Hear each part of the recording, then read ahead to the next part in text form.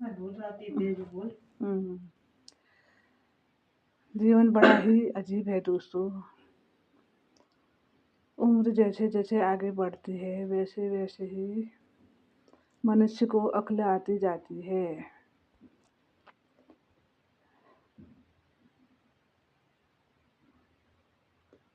मैं अभी अभी ये सोच रही थी, अगर मनुष्य चाहे तो क्या ना कर दे,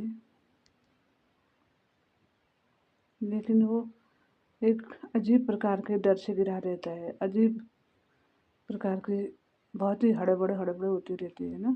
मुझे होती है, औरों को होती होगी कि नहीं होती भी, लेकिन कहते हैं ना, जब ऊपर से मार पड़ती है तो आदमी सहन करना सीख लेता है। सहन करना तो ठीक है दोस्तों, लेकिन जब हम कोई भी कार्य शुरू करते हैं तो ख़त्म भी तो करना ही पड़ता है ना। बिना ख़त्म करे कहाँ होता है। तो चिंता तो हो रही है, लेकिन काम हो ही जाएंगे काम तो। लेकिन ऐसा होता है, अपने साथ बड़े बैठे हों तो एक दो बड़े बैठे हों, या अपने परिवार के एक दो साथी बैठे तो अच्छा लगता है काम करने में। थोड़ी मदद भी हो जाती है, थोड़ा ज्ञान भी मिल जाता है। और मैं बहुत ही सौभाग्यशाली हूँ। बहुत लंबा चौड़ा परिवार है मेरा दोनों तरफ। लेकिन बचपन से मैंने देखा है कि सारे कार्य मैंने अकेले ही करने पड़ते हैं। लेबरी भी खुद ही करूँगी, हिसाब भी खुद ही करूँगी, भाग दौड़ भी खुद ही करूँगी, और अगल बगल खड़े हो जाएंगे, फ़ोटो खींचेंगे और बाय बाय बोल देंगे, क्या कर रही है, कहाँ से कर रही है, कैसे कर रही है, ऐसा पूछने वाला कोई नहीं है। और एक आध जो मेरे भाई लोग हैं छोटे, जहाँ उन बेचारों को मैंने जब भी बोला, जिस चीज़ के लिए भी बोला, वो लोग खड़े तो हो जाते हैं। पहले के जो, अब थोड़ा पहले वाला भी है कि पहले हमारे परिवार में ऐसा होता था कि जब कोई कार्य होता था घर में तो खुद ही आ जाते थे, मतलब मदद करने के लिए ना, पास में बैठने के लिए, मदद करने के लिए।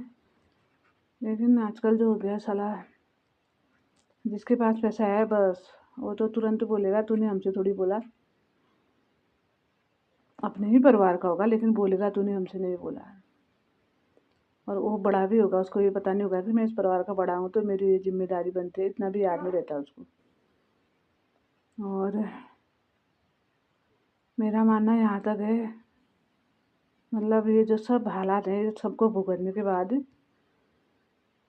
मैं इस निर्णय पर पहुँची हूँ, काम तो करना ही होगा, क्योंकि अपनों के लिए तो सब मरते हैं ना। अपनों के लिए सब मरते हैं। सामने वाला अब हमको अपना मानता हो या ना मानता हो तो वो बेचारा ही जाने, हम नहीं जानते हैं। लेकिन मैंने माना है तो करना तो पड़ेगा ही। अब जैसा भी होगा, अच्छा हो चाहे बुरा हो, लंबा हो या छोटा हो, करना तो पड़ेगा ही। और एक सलाह भी देती हूँ मैं आप सभी लोगों को, जो भी मेरे भाई बंधु लोग देख रहे हो, या मेरे दोस्त लोग हो, या मेरे दुश्मन लोग हो, जो भी हो, मतलब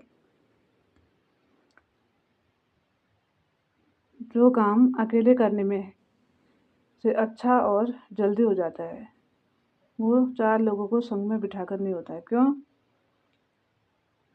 पहले 12 लोगों का परिवार था, उसको एक आदमी हैंडल कर लेता था। आज 2 लोगों का परिवार है और विचारधारा दोनों ही अलग-अलग हैं। एक पूरब है तो दूसरा पश्चिम है, ठीक है?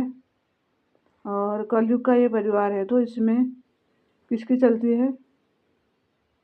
चलती किसकी है? मतलब आज के कलयुग में ना तो बड़े को देखते हैं, ना ही छोटे को देखते हैं। सिर्फ पावर किसके पास है ये देखते हैं बस। क्या लोग, क्या पंडित, क्या समाज, क्या अड़ोसी पड़ोसी, क्या परिवार। जिस इंसान के पास पावर होगा वो उसके पीछे लग जाएंगे सारे। वो काम अच्छा करे, गंदा करे, सही करे या गलत करे, क्योंकि पावर वाले के आगे कोई नहीं बोलता है। और दोस्तों, मेरे पास पावर हावर तो कुछ नहीं है, बस एक ही है टेंशन कि करना है काम। काम तो मैं कर ही लूँगी भाई बहनों, लेकिन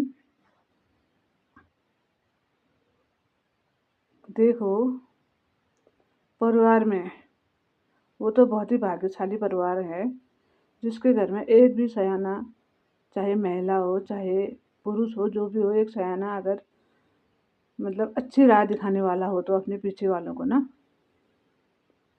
तो हो जाता है। लेकिन आजकल हमारे जो समाज है ना, उस समाज में जो है, जो युवा पीढ़ी है, तो वो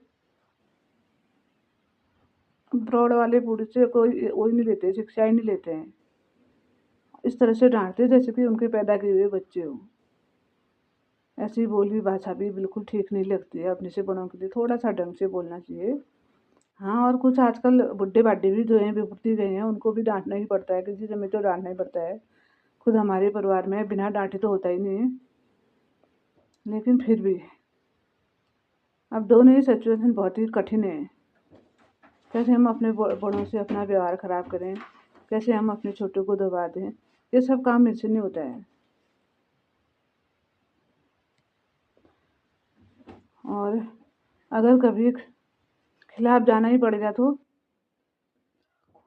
मैं खुद के खिलाफ जाके भी वही करूँगी जो सही काम होगा, जो धर्म का होगा।